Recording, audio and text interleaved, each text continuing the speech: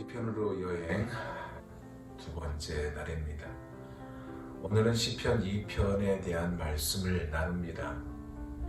시편 2편은요, 1편과 아주 유사하게 대조법을 사용하고 있어요. 행복하게 사는 인생과 불행하게 사는 인생이 무엇인지를 우리에게 교훈하고 있는 말씀입니다. 1절에서 3절입니다. 어떤 사람이 불행한 사람인가를 말하고 있어요. 한번 들어보세요.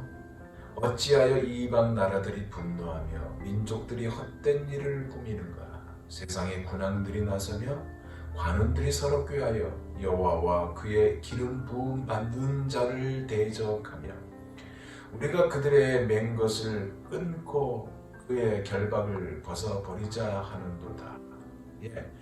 여기서 강조가 무엇이냐? 어찌하여입니다.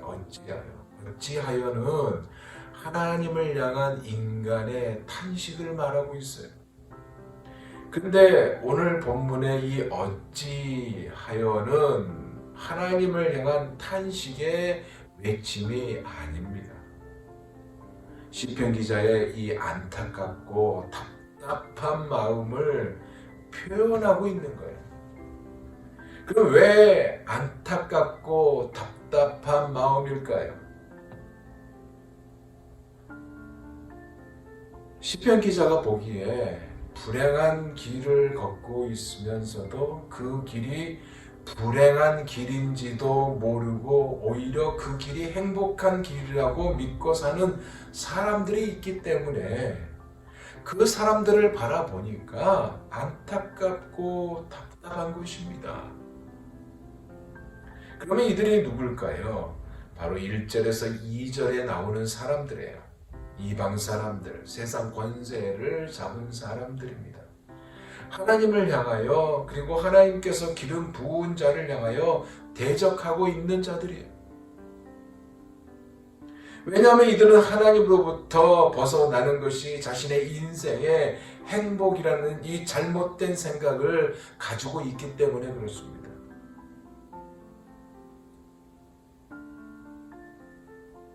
3절을 다시 봐요. 그들의 맨 것을 끊고 그의 결박을 벗어버리자. 세상 권세를 잡은 자들이 벗어나고자 하는 이 메인 것이 있거든요. 이것을 끊고 그의 결박을 벗어버리자라고 하는데 4절에 뭐라고 말씀하고 있냐면 하늘에 계신 이가 웃으시며 이렇게 말씀하고 있어요.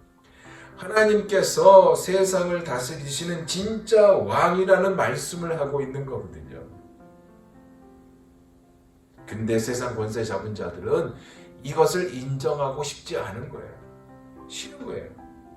하나님의 다스림을 받고 싶지 않은 것입니다. 하나님의 다스림이 오히려 그들을 올가매는 것과 같고 그들을 결박하는 것이라고 생각한 거예요. 그래서 하나님의 다스림으로부터 벗어나는 것이 자유요, 행복이라고 생각하는 거예요. 누구의 간섭 없이 자기 마음대로, 자신 마음대로, 자신의 생각대로 살아가고 싶은 거예요. 이것이 참 자유를 주는 것이라고 생각했다는 것입니다. 근데 여러분, 이게 자유입니까? 누가복음 15장에 보면 탕자의 비유가 나오죠.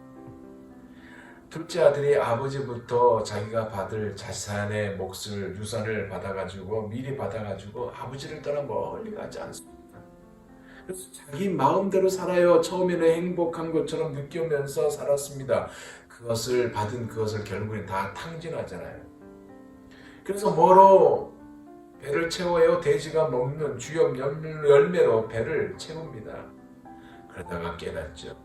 내 아버지 집에 참된 행복이 있다.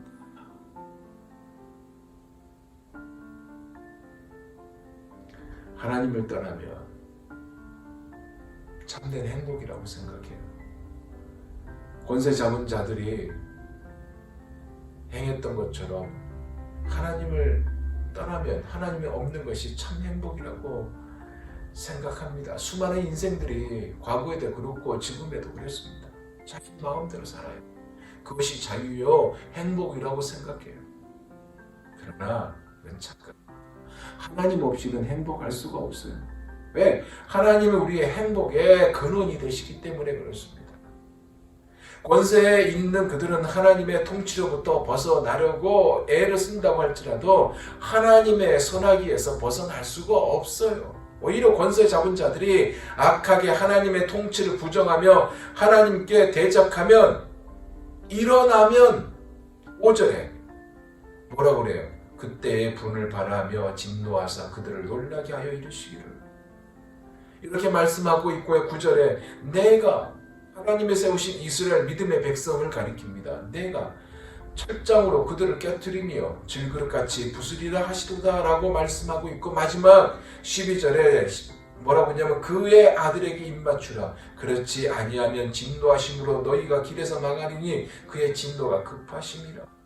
이렇게 말씀하고 있어요. 뭐예요? 하나님을 향한 대적하는 무리들, 악한 권세들을 향하여 하나님은 무섭게 진노하신다, 그 말씀입니다.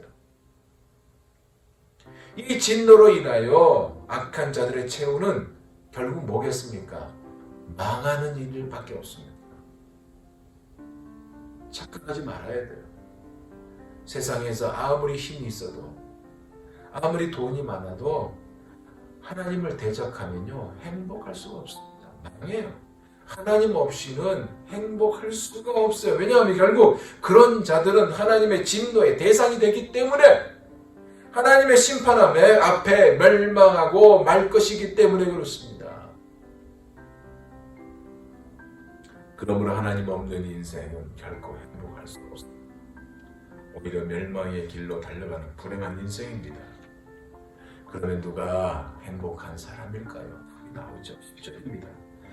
그런즉 군왕들이 너희는 지혜를 얻으며 세상의 재판가들아 너희는 교훈을 얻을지어다. 뭐예요? 하나님 없이 살려는 세상의 권세 잡은 자들에게 지혜를 얻으며 교훈을 얻으라 라고 권면합니다. 그러면 어떤 지혜와 어떤 교훈을 얻으라고 하는 것일까요? 앞에서 살펴보았듯이요, 한편으로는 이제까지 세상에서 권세를 잡았다고 하나님의 다스리심이 있는데 이 하나님의 다스리심을 무시하고 대적하고 하나님 없이 사는 것이 행복하다고 생각했던 이것이 잘못된 것이고, 착각이라는 지혜와 교훈을 깨달으라는 그 말씀이고요.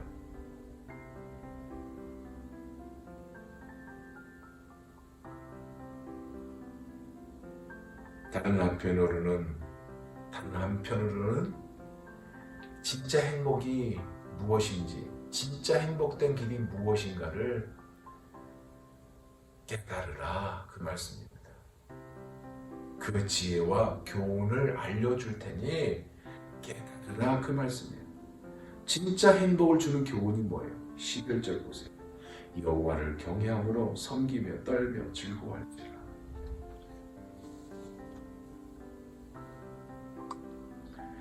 하나님을 경외하는 일, 거룩한 두려움을 품고 그분을 섬기는 즐거운 일, 이것이 인생에게 행복을 주는 길이라는 것입니다.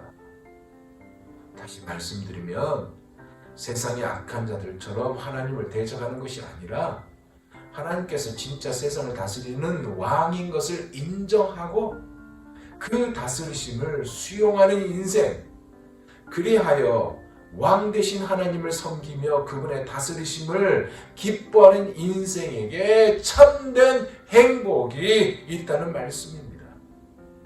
그리고 덧붙여서 12절 후반절에 이 말씀을 하고 있어요.